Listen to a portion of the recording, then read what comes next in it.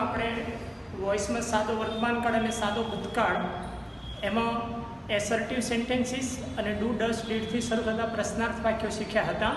આજે આપણે વોઇસમાં WH questions એમાં બે કાર્ડ શીખવાના છે, સાદો વર્તમાનકાળ અને સાદો ભૂતકાળ. WHમાં હુ, વોટ, વેર, વેન, વાય એ પ્રકારના પ્રશ્નાર્થ વાક્યો આવશે.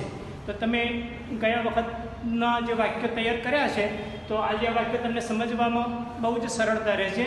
તો આપણે શરૂઆત કરીએ WH ક્વેશ્ચન્સ. એમાં સૌથી પહેલાં આવશે હુ. જે પ્રશ્નની શરૂઆત હુથી થતી હોય એનું પેશિવ વોઇસ કેવી રીતે કરવું એ આજે આપણે જોઈશું. તો એની રચના સમજી લઈએ. જે વાક્યની શરૂઆત હુથી હોય એમાં સૌથી પહેલાં બાય હુમ મૂકવું પડે. ફરીથી, જે વાક્યની શરૂઆત હુથી હોય એમાં સૌથી પહેલાં બાય હુમ મૂકી દેવાનું. બાય હુમ તરત જ ટુ બીનું યોગ્ય રૂપ મૂકવાનું. વર્તમાનકાળ હોય તો એમિજાર, ભૂતકાળ હોય તો વોઝ વર. ત્યાર પછી કર્મ આવશે, ત્યાર પછી પાસ્ટ પાર્ટિસિપલ આવશે અને ત્યાર પછી વધારાના શબ્દો અધરવર્ડ અને ક્વેશ્ચન માર્ક. તો તમારે આટલું યાદ રાખશો એટલે તમને હુવાળા વાક્યોનું પેશિવ વોઇસમાં રૂપાંતર કરવાનું આવડી જશે. હવે આપણે એક્ઝામ્પલ જોઈ લઈએ. હુ ડિલિવર્સ લેટર્સ. આ પ્રશ્નાર્થ વાક્યની શરૂઆત હુથી છે. તો જ્યારે હુથી શરૂઆત હોય તો પેશિવ વોઇસ કરવાનું હોય તો આપણે બાય હુમ મૂકવું જ પડે. તો હુનું બાય હુમ કર્યું. ડિલિવર્સ સાદો વર્તમાનકાળ છે. લેટર્સ બહુવચન છે તો અહીંયા આર આવ્યું. લેટર એક વચન હોય તો અહીંયા ઇઝ આવે. અહીંયા ભૂતકાળ હોય તો અહીંયા વોઝ કે વર આવે. તમારે એની જે રચના છે એ યાદ રાખવાની છે. તો પહેલાં બાય હુમ, પછી વર્તમાનકાળ, લેટર્સ બહુવચન છે એટલે આર આવ્યું.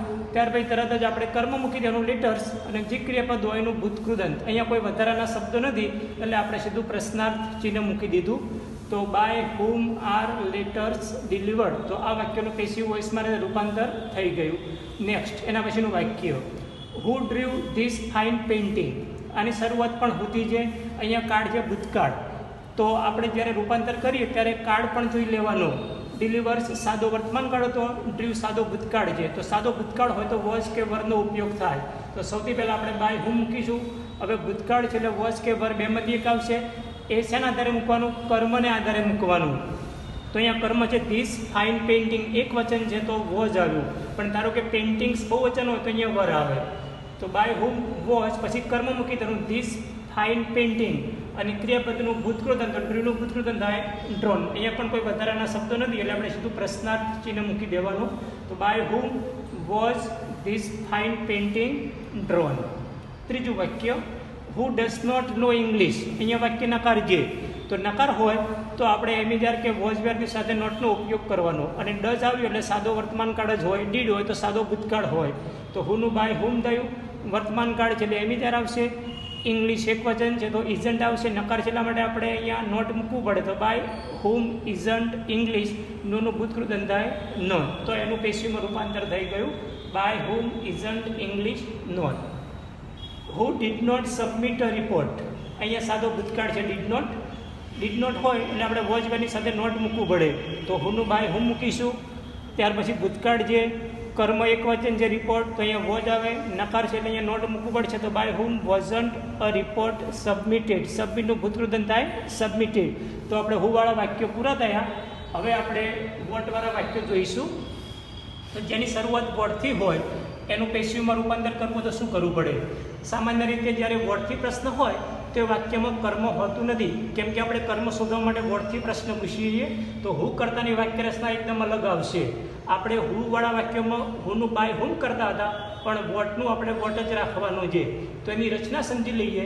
તો વોટથી શરૂઆત હોય તો સૌથી પહેલાં આપણે વોટનું વોટ જ રાખવાનું. ત્યાર પછી ટુ બીનું યોગ્ય રૂપ મૂકવાનું. વર્તમાનકાળ હોય તો એમિજાર, ભૂતકાળ હોય તો વોઝ વર. ત્યાર પછી ભૂતકૃદંત. આમાં કર્મ નથી એટલે આપણે અહીંયા કર્મ મૂક્યું નથી. ત્યાર પછી વધારાના શબ્દો અધરવર્ડ અને ક્વેશ્ચન માર્ક. હવે એક્ઝામ્પલ જોઈશું ને તમને થોડોક વધારે ખ્યાલ આવશે. What do you it daily. અહીંયા કોઈ કર્મ આપેલું નથી વાક્યમાં. ડુ એટલે વર્તમાનકાળ હોય, ડુ ડઝ. ડીડ હોય તો ભૂતકાળ જ હોય. તો કર્મ નથી એટલે આપણે વોટની સાથે એક વચનનું ક્રિયાપદ મૂકી દેવાનું. વર્તમાનકાળ હોય ડુ ડઝ તો ઇઝ અને ડીડ હોય તો અહીંયા વોઝ મૂકી દેવાનું. તો વોટ ઇઝ, ઇટનું ભૂતકૃદંત ઇટન. તો વોટ ઇઝ ઇટન ડેઇલી એ વધારાના શબ્દો છે. What is eaten daily by you અથવા બાય યુ ડેઇલી લખો તો પણ ચાલે. તો એનું પેશિવમાં રૂપાંતર થયું. બીજું વાક્ય what did she keep there. અહીંયા ભૂતકાળ છે ડીડ. તો કર્મ વાક્યમાં આપેલું નથી, તો વોટનું વોટ રહ્યું, ડીડ છે એટલે આપણે એક વચનનું ક્રિયાપદ વોઝ મૂકવું પડે, તરત જ ક્રિયાપદનું ભૂતકૃત કેપ્ટ આવ્યું, વધારાના શબ્દો છે ધેર અને બાય હર, તો એનું પેસિવ વોઇસમાં રૂપાંતર થઈ ગયું, તો what was kept there by her. હવે 4 શબ્દોની વાક્ય રચના એક સરખી આવશે, વેર, વેન, વાય અને હાઉ. આમાંથી કોઈ પણથી શરૂઆત હોય, વેરથી હોય, વેનથી હોય, વાયથી હોય, હાઉથી હોય, તો આની ચારેયની વાક્ય રચના સરખી છે. પહેલાં આપણે વાક્ય રચના જોઈ લઈએ, તો સૌથી પહેલાં પ્રશ્નાર્થ શબ્દ જે હોય તે મૂકવાનો, વેર હોય તો વેર, વેન હોય તો વેન, વાય હોય તો વાય અને હાઉ હોય તો હાઉ, એ વાક્યની શરૂઆતમાં મૂકવાનું. ત્યાર પછી ટુ બીનું યોગ્ય રૂપ મૂકવાનું. આપણે હુવાના જે શીખ્યા એના જેવું જ છે, હુનું આપણે બાય હુમ કરતા હતા, પણ અહીંયા વેર, વેન, વાય કે હાઉ હોય તો એનો એ જ શબ્દ રાખવાનો છે, બાકીનું સરખું જ છે. ત્યાર પછી કર્મ આવશે, ત્યાર પછી ક્રિયાપદનું પાસ્ટ પાર્ટિસિપલ આવશે, ત્યાર પછી અધર વર્ડ અને ક્વેશ્ચન માર્ક. તો હવે આપણે એક્ઝામ્પલ જોઈએ. Where do you play games? આમાં ડુ એ વર્તમાન કાળ છે, ગેમ્સ એ કર્મ છે. તો ડુ ડઝ હોય તો હંમેશા અહીંયા એની જાર આવે, આના આધારે મૂકવાનું. ગેમ્સ બહુવચન છે તો આર આવે, એક વચન હોય તો અહીંયા ઇઝ આવે. તો વેરનું વેર રહ્યું, તો વેર આર. આર કેમ આવ્યું એ તમને ખ્યાલ આવી ગયો છે. તો વેર આર ગેમ્સ, પ્લેનું ભૂતકૃદન પ્લેડ થયું બાય યુ. તો આ પ્રમાણે એનું પેસિવ વોઇસમાં રૂપાંતર થાય. આગળનું વાક્ય, how did you do Sam's? તો અહીંયા ડીડ ભૂતકાળ છે, સમ્સ બહુવચન છે, ડીડ હોય તો વોઝ કે વર વાપરવું પડે. સમ્સ બહુવચન છે તો અહીંયા આપણે વરનો ઉપયોગ કરીશું, તો જેની શરૂઆત હાઉથી હોય તો પહેલાં આપણે હાઉ જ મૂકવાનું. તો હાઉ ડીડની જગ્યાએ જ તમારે વોઝ કે વરનો ઉપયોગ કરવાનો છે. તો હાઉ વર કર્મ છે સમ્સ, અને ડુનું ભૂતકૃદન થાય ડન બાય યુ, તો એનું પેશીમાં રૂપાંતર થઈ ગયું. તો how were sums done by you. When does he read the Gita? અહીંયા શરૂઆત વેનથી છે. ડઝ સાદો વર્તમાન કાળ છે, કર્મ છે ધ ગીતા, તો આપણે ડઝની જગ્યાએ એમેજાર મૂકવાનું છે. ધ ગીતા એક વચન છે એટલે ઇઝ આવશે. તો when is the Gita read by him? રીડનું ભૂતકૃદન રીડ, ખાલી ઉચ્ચાર બદલાય છે, સ્પેલિંગ સરખો જ છે. અહીંયા ભૂતકૃદનમાં એનો ઉચ્ચાર રેડ થાય. તો આ પ્રમાણે એનું પેશીમાં તમે રૂપાંતર કરી શકો. આગળનું વાક્ય, why don't you drink milk? અહીંયા શરૂઆત વાયથી છે અને નકાર છે, સાદો વર્તમાન કાળ છે. તો જ્યારે નકાર હોય ત્યારે આપણે ટુ બીના રૂપની સાથે નોટનો ઉપયોગ કરવો પડે. કર્મ જે મિલ્ક, ક્રિયાપદ છે ડ્રિંક, તો વાયનું વાય આવશે. મિલ્ક એક વચન છે, સાદો વર્તમાન કાળ છે એટલે ઇઝન્ટ આવ્યું. અહીંયા બહુવચન હોય તો અહીંયા આરન્ટ આવે. અહીંયા ડીડ હોય તો વોઝ કે વરનો ઉપયોગ કરવો પડે. તો વાય ઇઝન્ટ, પછી તરત કર્મ મૂકી દેવાનું. મિલ્ક, ડ્રિંકનું ભૂતકૃદન થાય ડ્રમ બાય યુ. તો તમે આ રીતે રૂપાંતર કરી શકો. પાછળ પ્રશ્નાર્થ ચિહ્ન અવશ્ય મૂકવાનું છે. Why did he પનિશ you?